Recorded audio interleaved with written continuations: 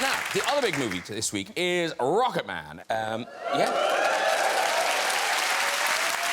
The wait is over. You can see it from May the 22nd. So, Taron, obviously, you play Elton. Jamie plays Bernie Taupin, the lyricist. This is not a straightforward biopic. It's not he was born and then. No, it's a musical retelling of Elton John's life, and the sort of the central relationship in it is his musical partnership and friendship with Bernie Taupin. And it's got these elements of fantasy, so it's non-naturalistic, kind of strange and kooky and trippy, and yeah, we've been working on it for quite a while now, probably about 18 months in total. Been thinking about all the studio time on the songs and stuff. Yeah. You must be so excited for people to actually see it now. Yeah, I mean, excited or terrified. Yeah. I mean, obviously,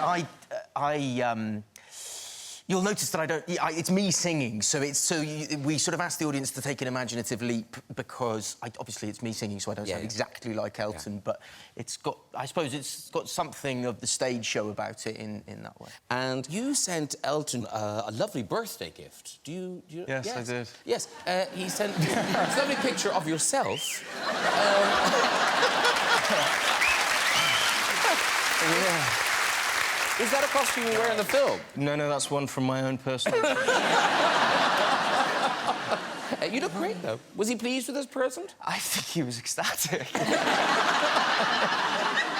And obviously a lot of pressure on you playing Elton, but then Bernie Taupin is this strange man in that, you know, we all know the name, but actually people don't know what he looks like, people don't know what he sounds like. Yeah. Is that freeing, or did you still feel a kind of responsibility to the man? It is nothing like what Taron must have felt in terms of approaching the role and you know, the concept of him playing Elton John. You know, Bernie lives in relative anonymity, lives in Santa Barbara very happily with his wife, Heather.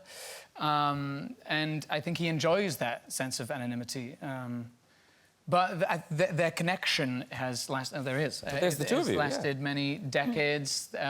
There is an essential need that they both have. I don't think that they could have done it without each other, really. Yeah. And now, in terms of the movie, you know, where there is a musical, there is dancing. So are you cool with the dancing, Taron? Obviously very good at singing. No, he's very good. He's very good. Well, it's funny you should say that, Jamie. You gonna dance as well? No, there is... There's one big sequence in the film where I sort of do have to dance a little bit. And our fantastic choreographer, Adam Murray, sort of, I think, realised quite quickly that it wasn't my forte.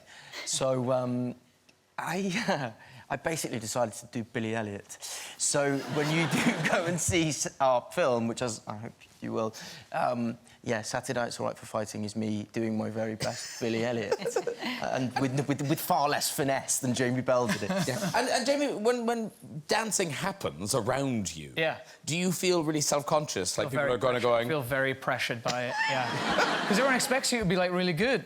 Because you're in that movie. You must be amazing. So, like, if you, like, for example, at rap parties or, you know, like, I don't go to clubs. I'm not someone who, like, you know, does that whole thing. But, like, if I'm at a rap party, they're pulling me on the dance floor. Like, you've got to dance, you've got to do some dancing.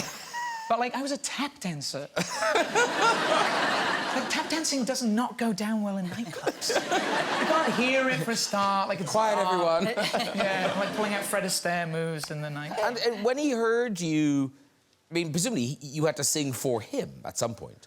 Yeah, so we sort of did like a test where I went to Abbey Road and sang in front of a piano. He wasn't there.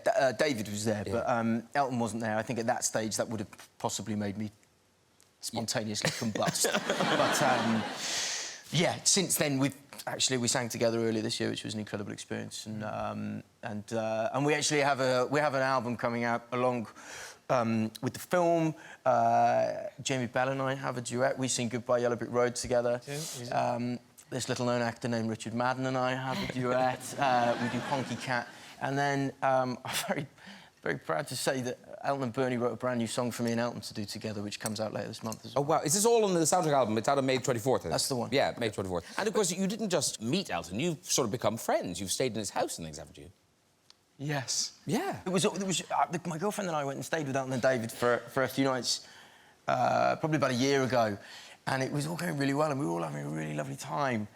And then Elton and David are teetotal, but we got a little bit drunk, and I got caught by the head of his security raiding his larder at 3 in the morning. It was so so grim. And I thought Elton didn't know. And the following day, I was just kind of like going about the conversation. He just went, you know, you're a little don't you?"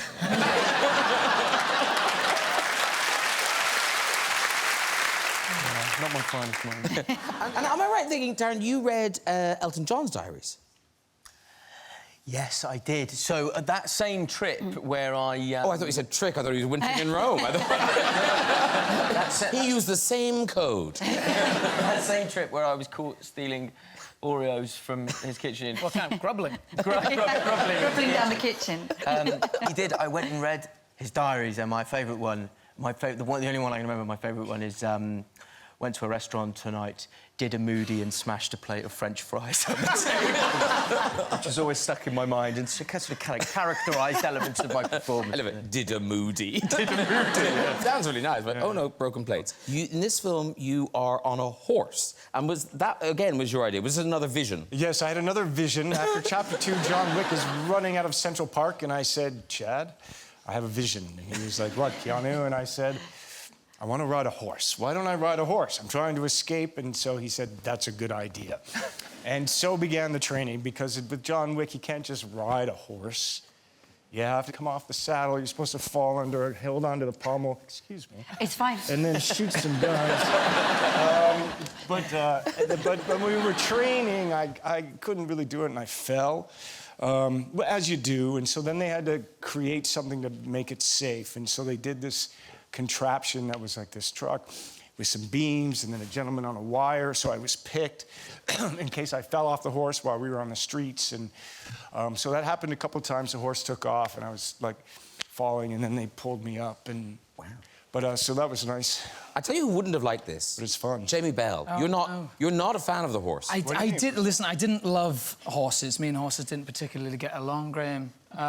Like, I'd be walking through not randomly walking through a field, but, like, I'd be close to a horse, and it'd be like, oh, no, I'm not... no, that guy's giving me energy, and it would, like, run away, because it would feel my fear. I was terrified of them, you know. They're big, and they're unpredictable. We've never connected over this. I was thrown from one on the set of Robin Hood. Oh, you were? Yeah. I got through a whole movie about Robin Hood, and I never once got on a horse on camera. Yeah. Because Is that true? Is that actually... You were never on horseback? I was never on a horse in that film. Wow. What? Because I couldn't bear to... I couldn't be within, like, 10 metres of them. Because once I was thrown off, I was... Oh, right, yeah, sure. Well, now, but then you talked to Jamie, because you had a special... Was it a woman or a person, anyway? Her name is Camilla Napruce, and she does the kind of horse mastery on a lot of films. She's the horse master on Game of Thrones. Like, she's done everything. And she has a very specific technique, which is just kind of, like, strap you onto the horse, and she's with you on another horse, and she just kind of starts going like, I don't really like this at all. And then she goes quicker and quicker, and you're like, no, seriously, stop. And then she'll ask you incredibly personal questions about your life. How was your father? Well, tell me about your father. Like, what do you feel most guilty about? And then ultimately you're like, I've never met him. I don't know. It was horrible at school. I took cigarettes to school and my teacher let me off. Like, and you realise I've totally forgotten about horse riding. And it was a crazy, kind of therapeutic, amazing way of learning to ride a horse. It So was you will ride different. a horse? You'll ride a horse? I love riding horses now. I went to, like, every week after that. You see, I never would have admitted riding. that I won't ride horses had I known that his story ended.